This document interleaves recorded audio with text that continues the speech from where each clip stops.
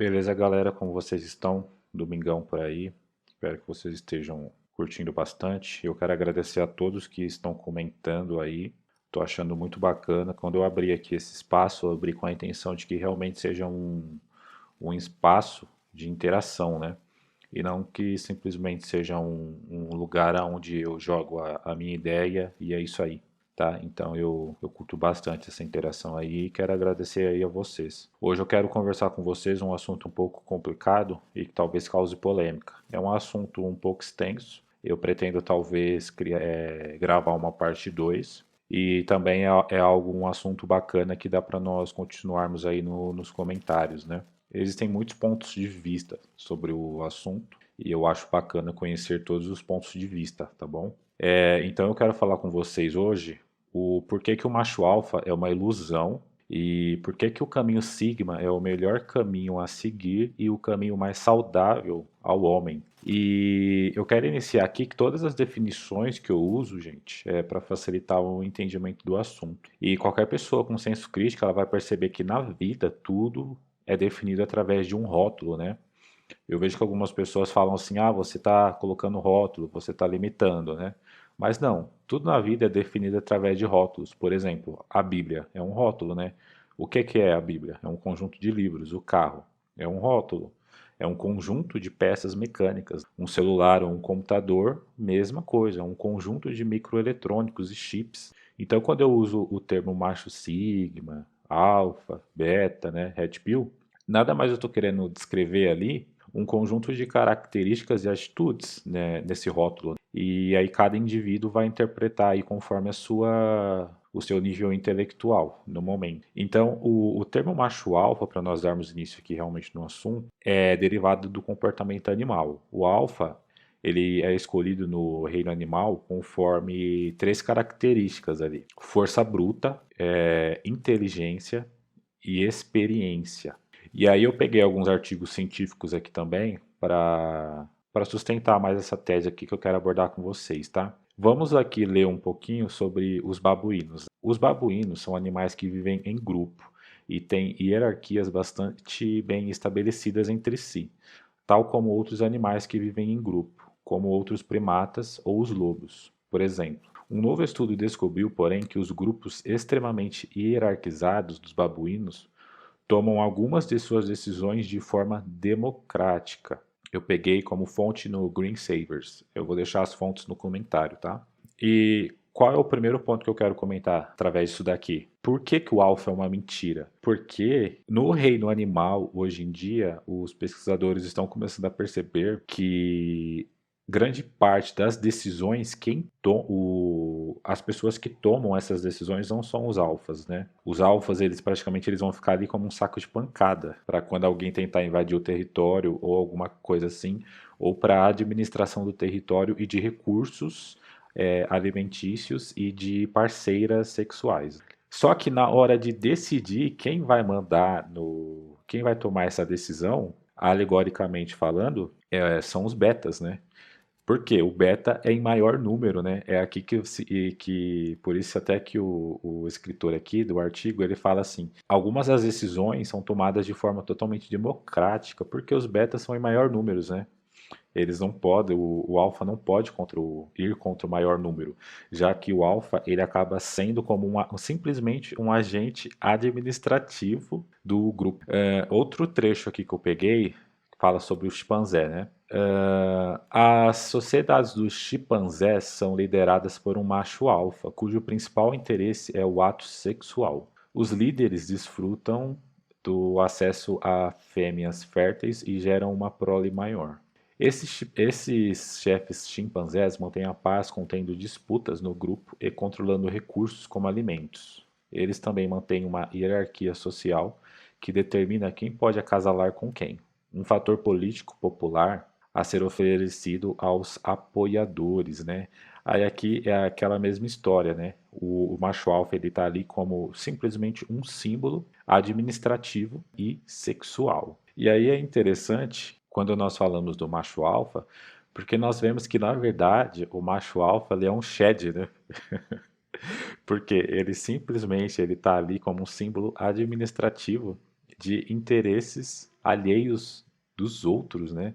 E não não como um símbolo de autogerenciamento e autoconhecimento, né? Mas não, ele está ali simplesmente pela aparência de chefe administrativo, até, né? Mas na hora de realmente tomar alguma decisão, quem toma essa decisão é o grupo maior, são os betas, né? Então o beta em si acaba tendo mais poder do que o alfa, só não mais na área sexual. Um exemplo que eu achei muito interessante é sobre as abelhas, que fala assim: as abelhas rainhas tomam seu trono de forma decididamente violenta. As abelhas operárias criam cerca de uma dezena de possíveis rainhas, alimentando as operárias comuns com uma dieta especial. Depois, as operárias se afastam e deixam as candidatas à rainha lutarem em duplas, e cada luta determina em vitória ou em uma ferroada mortal. Aqui, tanto o exemplo do chimpanzé e da abelha, eu peguei no National Geographic Brasil. Eu vou deixar o link da fonte na descrição.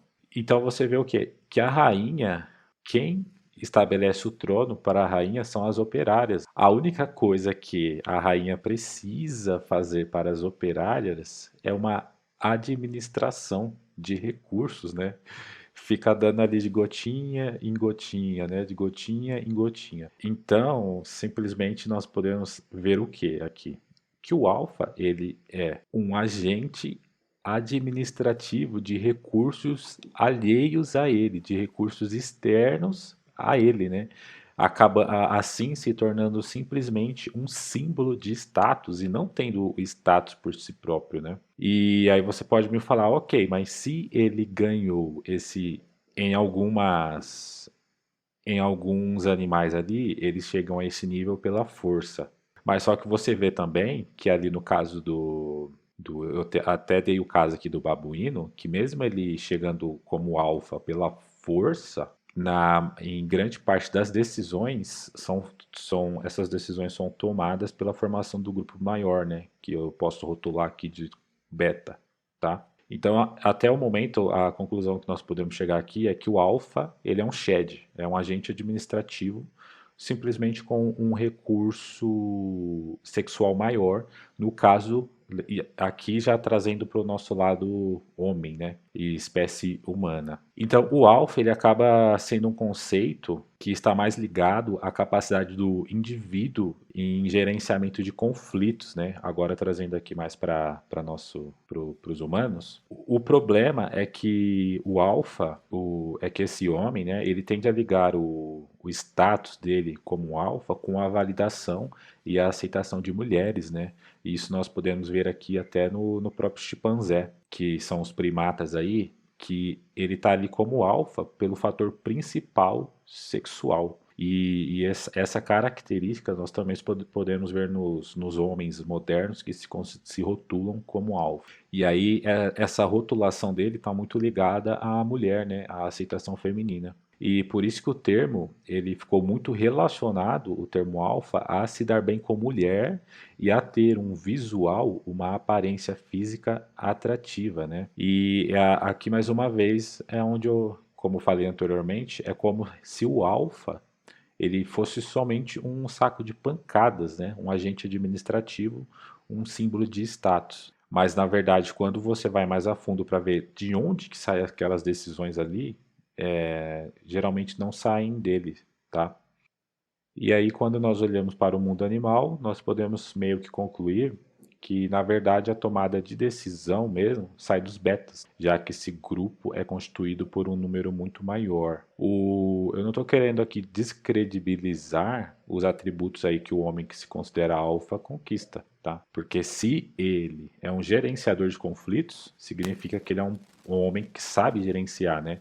Já que nós também podemos ver que geralmente o alfa ele está muito ligado a líderes de empresas, né? E essas coisas assim. Mas só que o ponto que eu quero focar aqui é saudável? Ficar gerenciando conflitos externos assim? Eu acredito que não, e é por isso que eu estou falando aqui que o alfa é uma ilusão, né?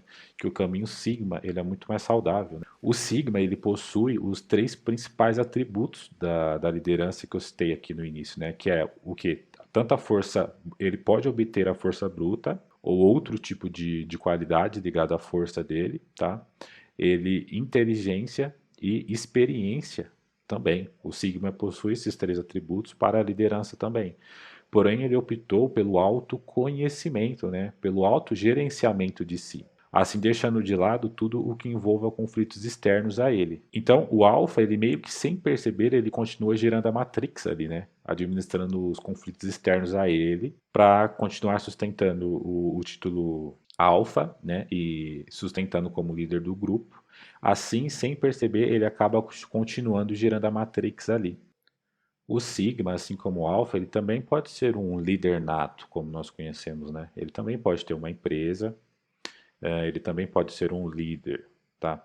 Só que a liderança do sigma, ela também sempre vai estar muito ligada a como que a liderança dele vai beneficiar o próximo. Então, você pode ver que o macho sigma, ele geralmente, ele não é aquele cara, o solitário, né? É uma característica. Porém, ele sempre vai tentar beneficiar o próximo a ele, ao invés de ficar gerenciando conflitos externos, né? Assim ele não está desperdiçando a própria energia dele através de conflitos internos, que não vai agregar nada a ele. Então, eu acredito aqui que o maior ponto, galera, é que o alfa ele acaba continuando girando essa matrix, né? Essa grande máquina e essa grande bolha, enquanto o sigma não. Mesmo o sigma tem a liberdade de optar por também ser um grande líder ou alguma coisa assim, e eu acho isso bacana. Só que a forma de liderança do sigma é totalmente diferente, porque por ele ser alguém mais independente, e esse rótulo não estar tanto ligado à aprovação feminina,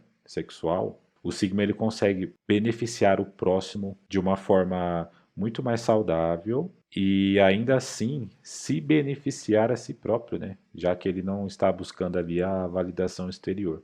Por hoje é isso, galera. Espero que o vídeo seja útil para vocês e até o próximo.